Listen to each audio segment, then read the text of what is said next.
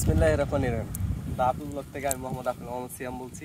আজকে আপনাদের সাথে একটি সুন্দর জিনিস আপনাদের সাথে তুলে ধরবো। সেই জিনিসটা হচ্ছে বরফপুকুরিয়ার একটি লেক আছে, সেই লেকটি আজকে আপনাদের সামনে তুলে ধরবো। চলুন আমরা যাই দেখি।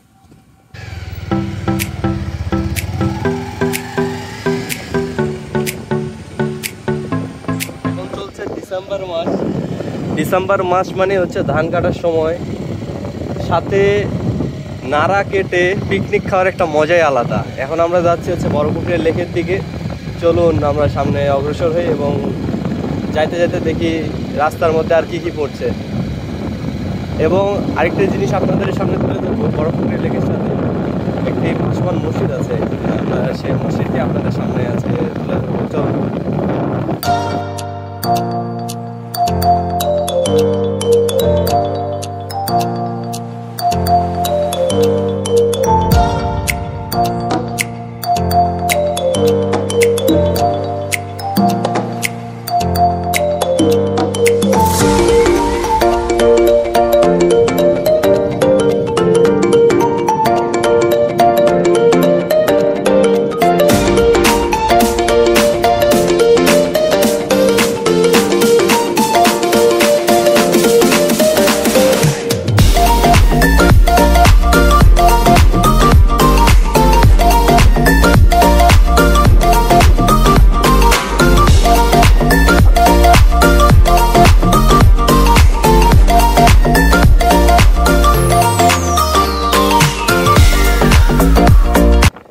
আমার ক্যামেরাম্যান ছোট ভাই জিহাদ।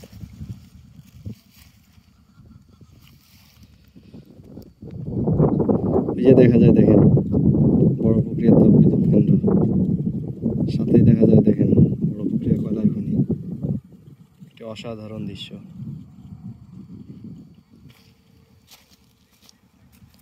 এখানে লোকজনেরা মাছ মারছে, এটা উন্মুক্ত তো, যার কারণে সবাই এখানে মাছ মারতে পারে। এখানে আসলে আপনারা দেখতে পাবেন যে এখানে বোর্ড আছে, কেউ যদি চায় যে তারা লেকটা ঘুরবে, তারা এসব নৌকার মাধ্যমে তারা ঘুরতে পারে। এবং চারপাশটা দেখেন, যেদিকে তাকাবেন সেদিকে খালি খাল।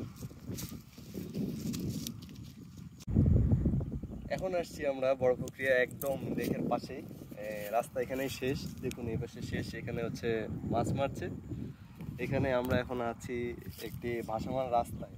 আগে এদিক দিয়ে রাস্তা ছিল বরফপুকুরিয়া যাওয়ার দিকে, কিন্তু বর্তমানে এটি হচ্ছে ভাঙতে ভাঙতে এটি তলিয়ে গেছে। মোট কথা হচ্ছে, আসুন আপনাদের সাথে একটা জিনিস শেয়ার করি। সেটা হচ্ছে এই জায়গাটা যেটা দেখতেছেন, এই বিলটা, এটা এক সময় ছিল হচ্ছে একটি গ্রাম, এবং বিভিন্ন জায়গা যেগুলো দেখছেন এগুলো ছিল আবাদি জমি। এগুলো হচ্ছে বরফপুকুরিয়া থেকে যখন নিচ থেকে কয়লা উত্তোলন করা হয়েছিল, ঠিক তার ফলেই এটি হচ্ছে নিচ থেকে যেখান থেকে কয়লা তোলা হয়েছিল সেই জায়গাটুকু পরবর্তীতে পরবর্তীতে এরকম বিলের মতো হয়ে যায়। এখন পরবর্তীতে এটার নামকরণ করা হয় যে বরফপুকুরিয়া লেক। এখন চারপাশ দিয়ে দেখেন যে বিভিন্নজন বিভিন্ন দিক থেকে তারা মাছের আবাদ করছে, কেউ জমি জমা করছে, এইভাবে এখানে চলছে মোটামুটি। আরেকটা জিনিস খেয়াল করুন, আপনাদেরকে যে বললাম যে ভাসমান মসজিদ, আল্লাহর কি লীলা কুদরত, দেখেন এই যে দেখা যায় একটি ভাসমান মসজিদ। একটু পরে আমরা সেখানে যাব এবং সেখানে গিয়ে দেখাবো যে সেটি কি অবস্থা আছে, কিভাবে আছে। তাছাড়া দেখেন এটি একটু সুন্দর একটি জায়গা, একটি ঘোরার মতো জায়গা। আমি মনে করি যে কারো যদি মনে যদি দুঃখ কষ্ট থাকে এবং এখানে আসলে আমার মনে হয় যে তার দুঃখ কষ্ট দূর হয়ে যাবে ইনশাআল্লাহ।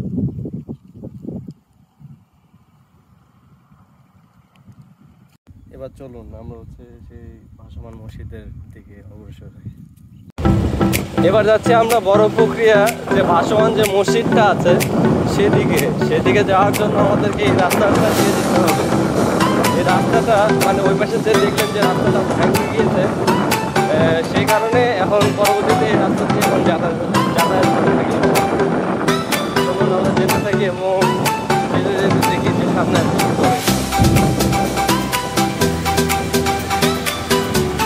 এবার আমরা যাচ্ছি তো হচ্ছে মসজিদে। বর্তমানে যে সামনে যে বাজারটা দেখছেন, এটা হচ্ছে বরফপুকুরিয়া বাজার। আগে ওপাশে ছিল, পরবর্তীতে এটা ভেঙে যাওয়ার ফলে তখন বাজারটা উঠে এদিকে চলে আসে। তখন আমরা চলে আসছি একেবারে মেন রাস্তায়, যেদিক দিয়ে মসজিদে যেতে হয়। চলুন আপনাদের সাথে শেয়ার করি রাস্তাটা। এখন যাচ্ছি, এটি আগে বাজারের এরিয়া ছিল এই পাশে, কারণ বাজারটা তো ভেঙে গেছে। এই যে বড় এদিক দিয়ে বাইপাস রাস্তা, মেন রাস্তা। বড় গাড়ি নিয়ে আসতে এদিক দিয়ে যেতে পারবেন না, মোটর সাইকেল বা সাইকেল নিয়ে আসতে আপনি এদিক দিয়ে মোটামুটি যেতে পারবেন। আমরা যাচ্ছি আপনার, এখানে একটি মসজিদ ছিল, মসজিদটিও আপাতত বন্ধ হয়ে গেছে। এখানে আর নামাজ পড়া হয় না।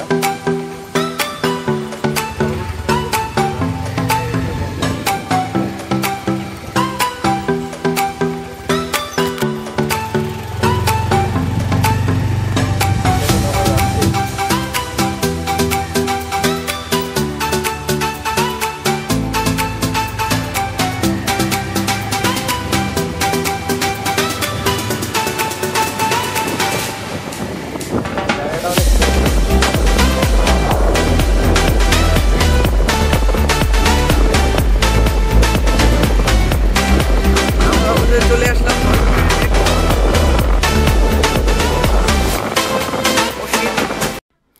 এখন আমরা আসছি, এটি হচ্ছে সেই ভাসমান মসজিদ। এই মসজিদ অনেক আগেকার, এর চারপাশটাও ডুবে গেলে আল্লাহর অশেষ রহমতে এই মসজিদটি রক্ষা পেয়ে যায়। চারপাশ দেখুন যে একেবারে সবগুলো তলিয়ে গিয়ে একটি বিলের মতো হয়ে গেছে, কিন্তু আল্লাহর অনেক কুদরতে মসজিদটি রক্ষা পায়।